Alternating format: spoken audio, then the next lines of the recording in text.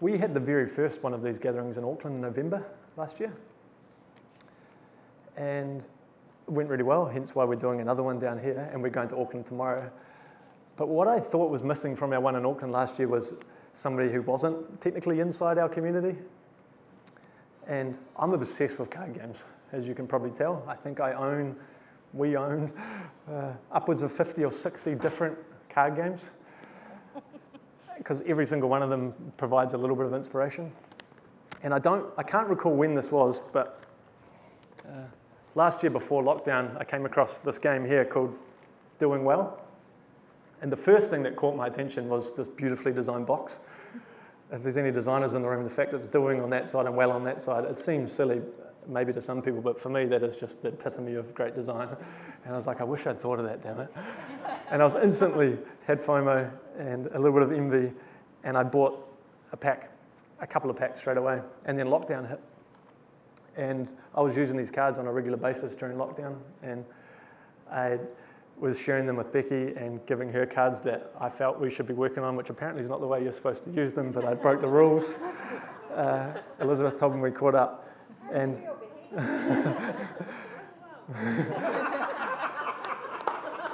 but naturally, in my activator experimental way, I just throw these things out there and see what works and what doesn't.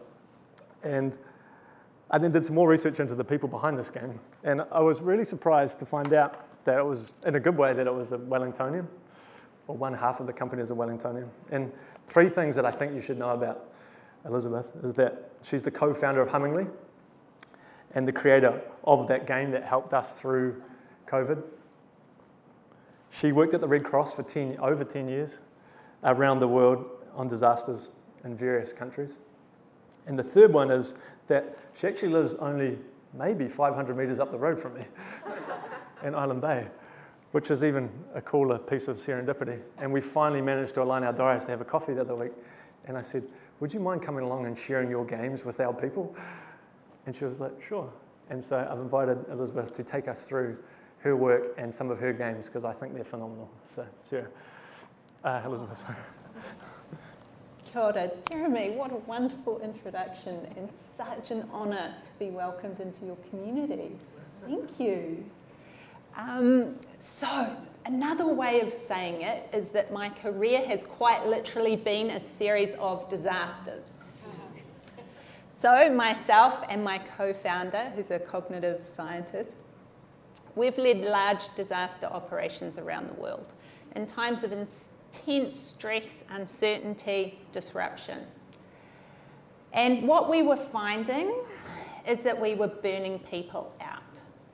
And when you are there to do good, that's not okay. And so what we did was we both undertook Winston Churchill Fellowships, and we went around the world, and we interviewed 100 crisis leaders, looking at both leadership but also workforce resilience. And we really gathered their wisdom. Yeah? And then we felt really honoured to have that wisdom. And then we started to think, what if we created an organisation and we made the things that we wished we'd had? So we got busy with that. And then, actually, the whole world got really stressful, uncertain, mass disruption, COVID happened, and suddenly people realised, aha, that's what Hummingly does. They support people through, and organisations and communities through stress, uncertainty and mass disruption.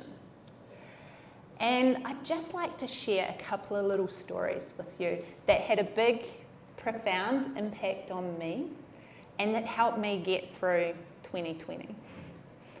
So I was interviewing this amazing recovery leader in Australia. You know, she was phenomenal. I was a bit awe-inspired and we sat down and we were talking, and she'd had a huge role, done amazing things, but she had really burnt out. You know, she had a mental health incident where, you know, she couldn't leave the house, couldn't do her job, and couldn't be with her team, which was really something when, you know, you have that noble purpose to help people after disasters. And she said to me, Elizabeth, You know what the scariest thing about all of this was? I don't know. And she said, I think my team were 3 or 4 weeks behind me. Oof. I thought about that. I really thought about that, and I thought, okay. So we lead others to where we ourselves are at. And then I started to think about myself. Am I leading people to a place of calm or chaos? And we supported a lot of essential services last year, and that anchoring question was really powerful for me. I would keep asking myself, where am I at and where am I leading others to? And that awareness is profoundly important as a leader during these uncertain and stressful times. So that was one of my anchoring questions. And the other one comes from a friend of mine, Dr. Kate Brady, disaster guru. Huge respect for her. And once she applied for a job, a disaster job, and the interviewer said to her, so Kate, are you a martyr or a professional? She was like, what? It's a bit of an odd interview question. And the manager said, let me explain. If you're a martyr, you will be filled with noble purpose. You will work huge hours. You will give it everything you've got. But I won't invest in your professional development because you won't be able to sustain it. So you'll be a good time, but not a long time. That's okay, but I just need to know that. Or are you a professional who is prepared to learn or is open to tools around well-being, resilience, and performance? Yeah.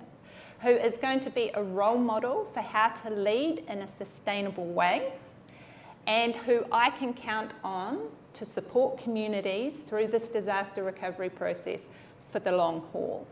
She said, either or, I just need to know what you're going to be in this role.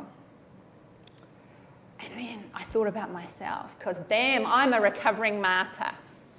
I can be quite honest about that. And so that was my other question that was really anchoring to me last year. Am I a martyr or am I a professional in this?